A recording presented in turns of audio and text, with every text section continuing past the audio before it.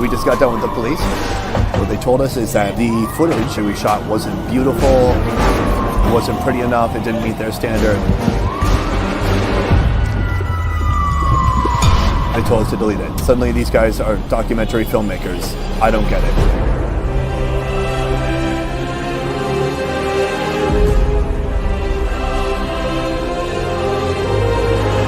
Egypt, a country famous for its history, the River Nile, the vast Sahara Desert, and its ancient pyramids.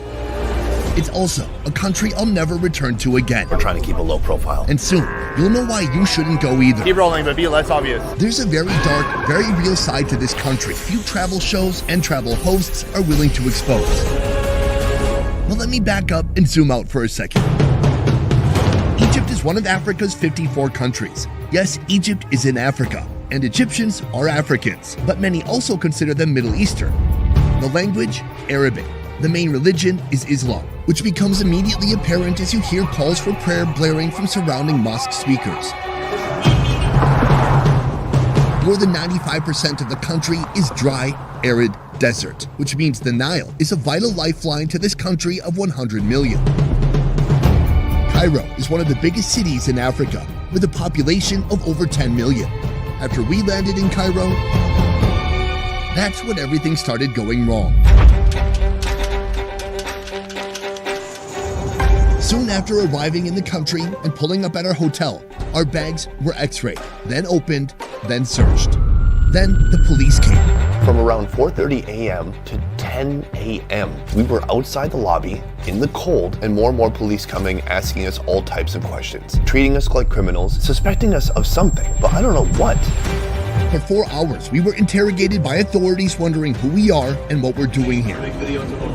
In the end, they confiscated our lights, hard drives, batteries, and cameras.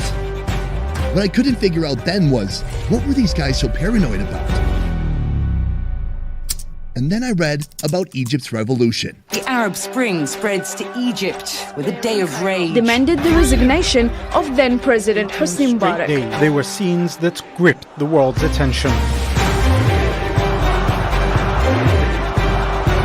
In December 2010, this so-called Democratic Republic faced mass demonstrations. The people were challenging authorities over poverty, corruption, and political repression. Many of these protests were held in Cairo in the city center, incredibly close to the hotel where they just confiscated our gear. Over a period of weeks, demonstrations reached a climactic and tragic head on January 25th. On that date, the people made their voices heard by demanding President Mubarak to stand down. The Mubarak regime responded with violence. In the end, he did step down, but future leaders never forgot the impact and power the people had.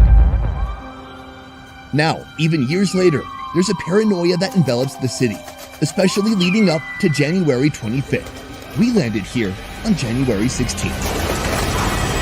I regret this immediately! Oh, I just had a good idea.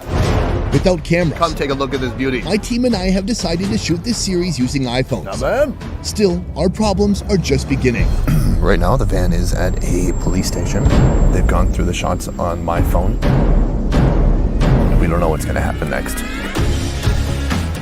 Even with just phones, even though we have a valid shooting permit, It's not exactly laws here. Cairo's overzealous, paranoid police are on top of us, They don't even wear uniforms. stopping us, asking us to delete shots they don't find beautiful. This guy behind me, he could be police.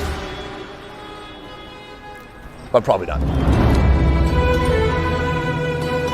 In this series, you're going to witness the real Egypt, a straightforward documentation of what it's really like to be a filmmaker in Africa's worst country for shooting.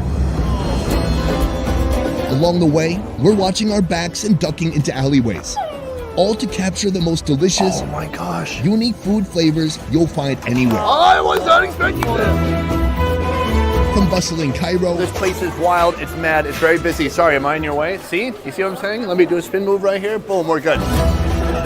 to chaotic camel markets, We've almost literally effing run over about 5 times now. When you're here, you need to watch your back and your friend's back.